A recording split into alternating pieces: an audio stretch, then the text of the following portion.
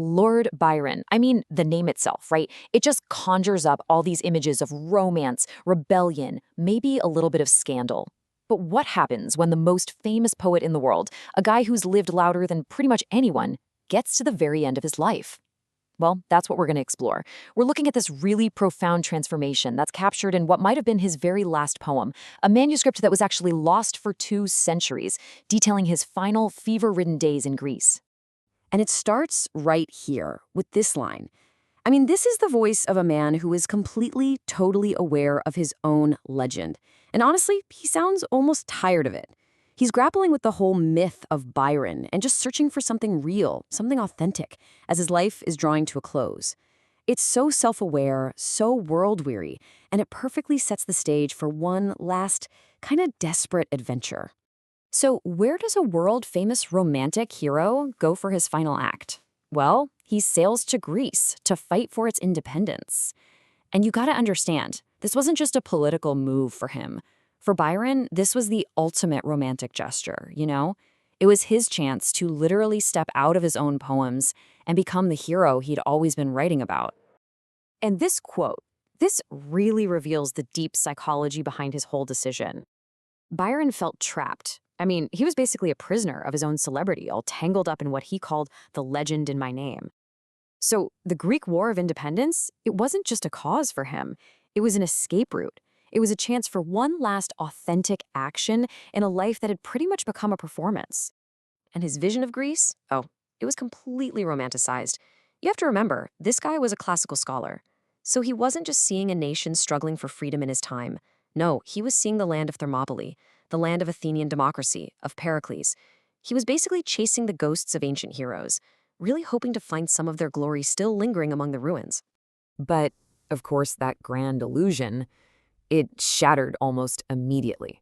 The heroic landscape he had pictured in his mind just gave way to a brutal, really disillusioning reality. The land of gods and heroes, yeah, it turned out to be something much, much more grim. And this comparison just illustrates that clash perfectly. So instead of those noble Athenian ideals he was expecting, he found Greek factions just arguing endlessly over his money. Instead of the glory of Thermopylae, he got his own soldiers, the Suliotes, mutinying for more pay. And that beautiful Parthenon marble he dreamed of, it was replaced by the literal mud of this swamp town, Missolonghi. I mean, you can just feel the profound disillusionment in his own words here. He saw any chance for true heroism, any noble bud, just rotting away in all the corruption, the incompetence, and the grim environment he was stuck in. This wasn't a hero's battlefield. It was a quagmire of human failing. And on top of all that, the war became deeply personal. It wasn't just an external fight against the Ottomans anymore. It became an internal one. He was literally under siege from constant biblical rain that flooded everything, and his own body was starting to fail him. He suffered this violent seizure and then was subjected to these really primitive medical treatments, like being bled with leeches by doctors he was absolutely convinced were going to kill him. But it's right here, in the depths of all this despair, that a really pivotal moment occurs. A chance encounter in a smoky little village tavern with this quiet old man completely upends Byron's entire worldview. This is where the story truly takes a turn. Because this old man's wisdom, it forces Byron to confront this huge central question.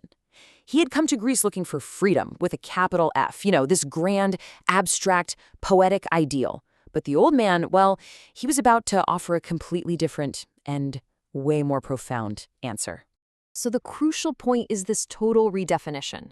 The old man tells him that freedom isn't about glorious statues or epic poems. It's about the small, tangible things, bread to eat, wood for a fire. And then, most strikingly, he says it's the right to your own miseries, which is just, wow. It's the right to have your own small, imperfect, ordinary life, but to have it be yours, free from a foreign master. Then, as the old man leaves, he says a single Greek word, just one word, but it's a word so specific, so rooted in experience that it's basically untranslatable. It's described as something like the fire that warms the dead, or maybe memory of warmth. And this mysterious word, it becomes an obsession for Byron. He feels like it holds the key to the wisdom he's been unknowingly searching for his entire life. So this brings us to Byron's final revelation, the old man's simple lesson, it starts to work on him, fundamentally shifting his whole understanding of purpose, of life, and of what truly matters, all as he's lying there dying. And this is the central metaphor he discovers.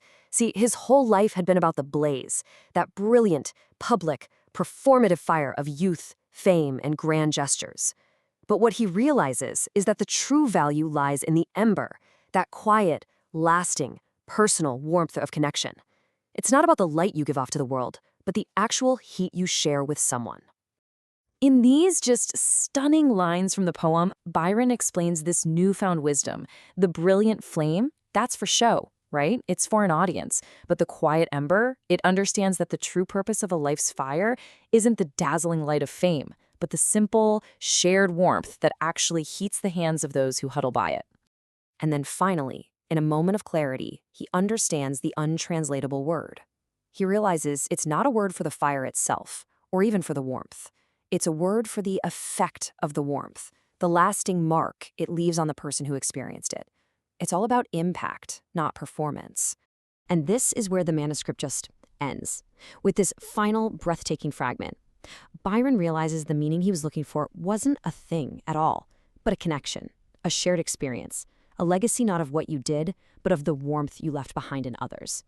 And, it leaves us with a pretty powerful question.